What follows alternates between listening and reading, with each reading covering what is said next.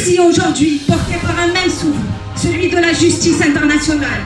Qu'il s'agisse de la Palestine, du Venezuela, du Groenland, de la Kanaki ou de toute terre luttant pour sa souveraineté, notre mobilisation est une et indivisible. Chaque peuple qui résiste à l'oppression mérite notre voix et notre présence ici le samedi sur la place de la Comédie. Mais si nous sommes là, c'est aussi pour rappeler une vérité fondamentale. La lutte pour la Palestine ne doit jamais devenir invisible.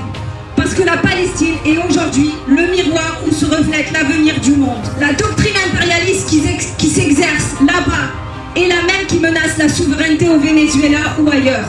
Mobilisons-nous pour toutes les causes justes, mais gardons conscience que le sort de la Palestine est le verrou de la politique globale. Si ce verrou saute, si nous laissons le colonialisme israélien et l'impérialisme américain agir dans l'impunité totale, c'est un signal de défaite pour tous les peuples opprimés de la planète.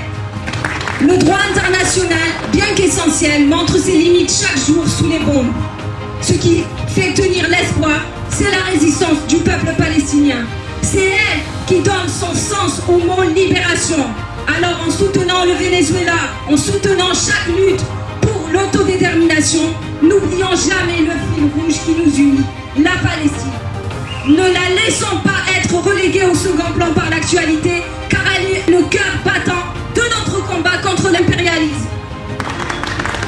Regardons ce qui se passe ici même en Occitanie. Comment peut-on prétendre soutenir la paix tout en votant, comme l'a fait Carole Delga, un plan de 200 millions d'euros pour l'industrie de l'armement? Cet argent public alimente une filière dont les technologies et les munitions se retrouvent sur les terrains de massacre. Financer les marchands d'armes avec nos impôts, c'est entretenir la machine de guerre impérialiste que nous dénonçons aujourd'hui. La solidarité, ce n'est pas de la charité après les bombes, c'est l'arrêt immédiat du financement de la guerre et du génocide. Restons mobilisés car le plan Trump n'est rien d'autre que la poursuite dans le silence et l'invisibilisation du génocide en Palestine. Et notre mobilisation est plus que jamais nécessaire pour soutenir le peuple palestinien et dénoncer le régime sioniste jusqu'à la libération de la Palestine. Vive la Palestine libre! Merci.